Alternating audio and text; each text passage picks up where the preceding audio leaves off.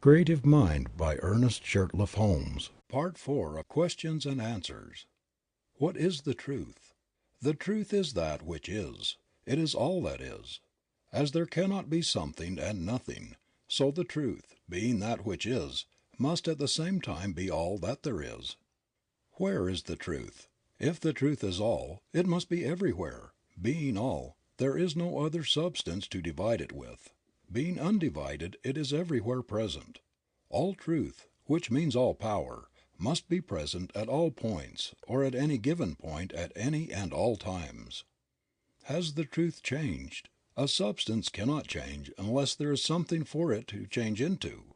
Since the truth is all, it cannot change, for there is no other thing for it to change into. Whatever is the truth then has never changed. Is the truth, or that which is, one or many? It must be one, since it is all. Is the truth conscious? Yes, man is conscious. He could not be so unless truth or life were conscious. Man's self-consciousness proves the self-consciousness of life or truth or spirit. Like produces like. What comes out of life? Everything that is comes out of life. If life is all, then it follows that all that is some form of life. How does life make things? Being all, it must make things out of itself. It must operate upon itself, through itself, and out of itself must make all that is made. Being conscious, it must know that it is doing this. What would we call this inner movement of life? The inner movement of life or consciousness we would call thought, or the self-knowing of life or spirit. Then the universe and all that is a part of it comes from thought? Yes, everything comes from thought. Do we not see a visible world that seems to change, and if we do, how is it that it could come from something that never changes? Yes, we do see a changing world, but back of it is a changeless substance. The thing that changes is the thought or form. The substance from which this form comes never changes.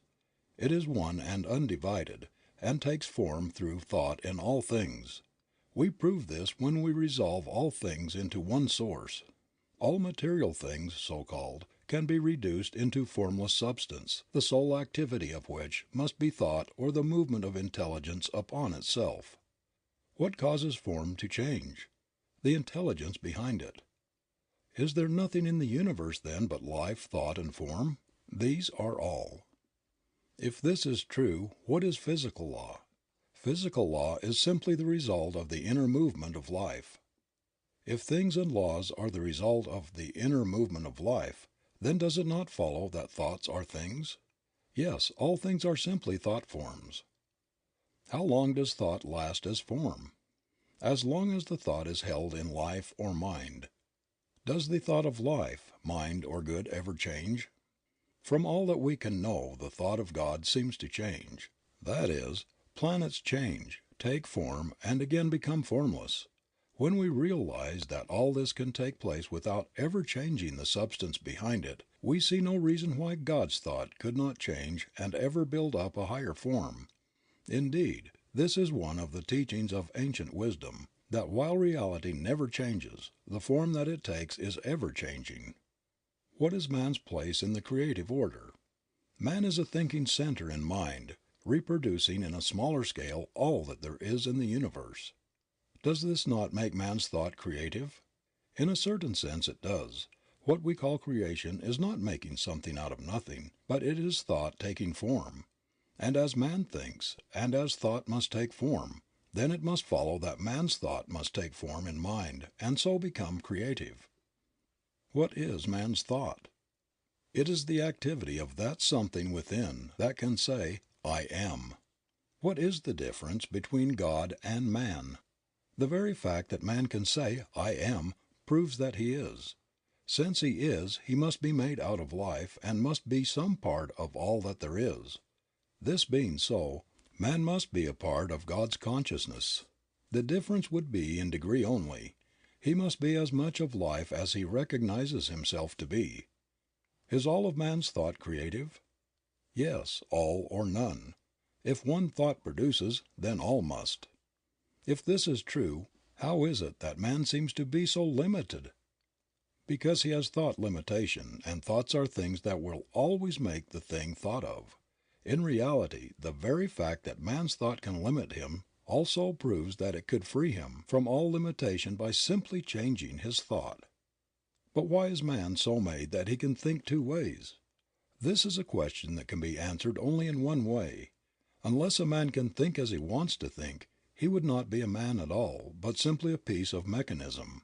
Man is an individual, and that means self-choice, backed by a power that will produce the thing chosen. In discovering himself, man chooses many things, uses them and passes to a higher choice, ever ascending in the scale of being. As fast as he chooses, he experiences that thing which he thinks about. What is evil? Evil is the result of a lack of clear seeing, based upon a belief in two powers, and limitation of what we call sin is the result of man's struggle to find himself. If this be true, why could we not at once begin to change our whole life by first changing our thought? We could. We would not be changing real substance, but we would be changing the form that it takes through our thought. All that we can change is the form of thought through which experiences come to us. What is the limit of man's creative use of mind? Man is limited by nothing but his own thinking, by his mental ability to conceive. What is meant by mental conception? All things are produced by thought. The thing produced from mind is first formed in thought. Thought molds mind into form. But do we not have to act? We cannot think without acting. An inactive body is the result of an inactive mind. In using our creative powers, how far do we have to consider the conditions under which we live? We do not have to consider them at all. Conditions are the result, the effect, and not the cause. We create them as fast as we think. How would a person start to change conditions? By first changing thought and realizing that we are not dealing with an illusion, but with the great reality. Then by acting as though we already have what we think. How long would it take to do this? As long as it would take to let go of all negative thought and embody all positive thought. This would depend entirely upon the individual and his mental ability to control thought. What would hinder us the most? Ourselves. No one gives to us but ourselves, and no one takes from us but ourselves. Can no one else help us? Only to a limited degree. While we may be helped by those who understand the law, for a time, yet sooner or later we must ourselves take the creative responsibility of our own lives. Others may think for us for a few moments a day, but we think for ourselves all the time. But does not God help us? Yes, God helps all, but must do it through law. All's love, yet all's law. How should we pray? By giving thanks that we already have that thing that we pray for, by completely believing and never doubting. When ye pray, believe that ye have received, and ye shall receive. We must be sure that in no way shall we think, act, or talk, or read about limitation. We must all be a law unto ourselves. Definitions. God. Infinite Spirit, self-knowing mind, life, truth, intelligence, love, all cause and all effect, that invisible power which makes all things out of itself by an inner action of its own thought upon itself. The visible universe, the ideas of God in expression, the body of God, expression of the divine mind. All visible life is an expression of an inner concept. Law. Mind in action. Law is not cause, it is effect. It is intelligence operating. All law is universal. Vibration. Not intelligence, but the result of intelligence. It follows cause. Thought. The activity of mind. Man. A thinking center in mind. Creation. Thought becoming form. The Immaculate Conception. Sin. Lack of understanding. Righteousness, spiritual understanding. Sickness, image of thought held in mind appearing on the body. Health, the realization of perfect life. Poverty, limited thought. Riches, the realization of our unity with life which is limitless. Consciousness, the realization of the fact that we are.